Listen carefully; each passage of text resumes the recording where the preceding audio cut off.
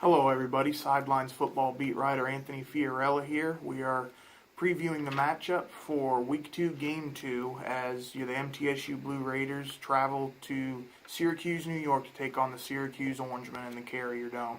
Last week, Syracuse defeated Central Connecticut State College by a score of 50-7. They are a very high-powered offense. Their top returning player that the Blue Raiders are going to have to watch out for is quarterback Eric Dungy. Last week, Dungy, 28 of 36 for 328 yards and 3 touchdowns.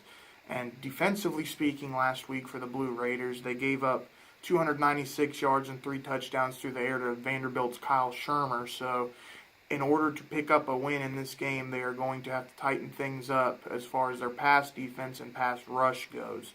On the defensive side of the ball for Syracuse, they returned 9 starters and are a unit that will kind of play a shootout type of game. They have been known to give up some points here in the past, so if MTSU can get things going offensively, expect it to be a very close game. On the MTSU side of things, defensive coordinator Scott Schaefer and linebackers coach Siriki Diabate are making their return to Syracuse. Schaefer, the former head coach, spent 3 seasons there.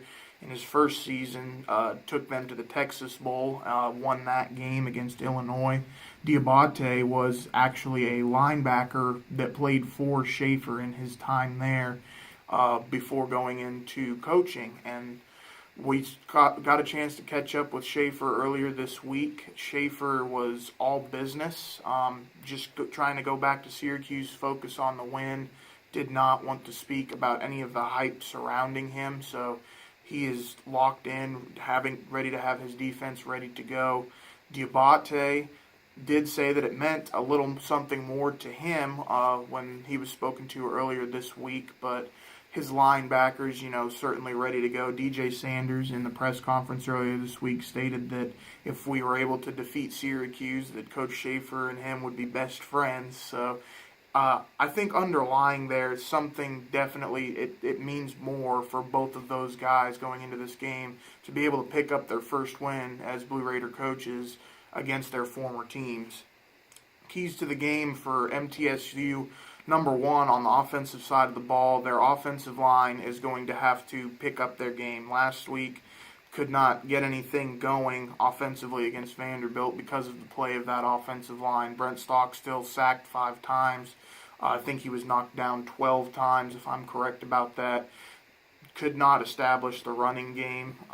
The only person that really was getting the ball besides Brent was Richie James, so they're going to have to do a good job of distributing the ball around. Earlier this week in the press conference, Brent Stockstill said that was something that they were definitely going to put emphasis on in practice, was trying to get guys like Ty Lee more touches, Maurice Gordon at running back, try to get him more carries, but none of that can happen without good play from that offensive line. They've got to give the quarterback time to throw the ball and lanes for the running back to maneuver through.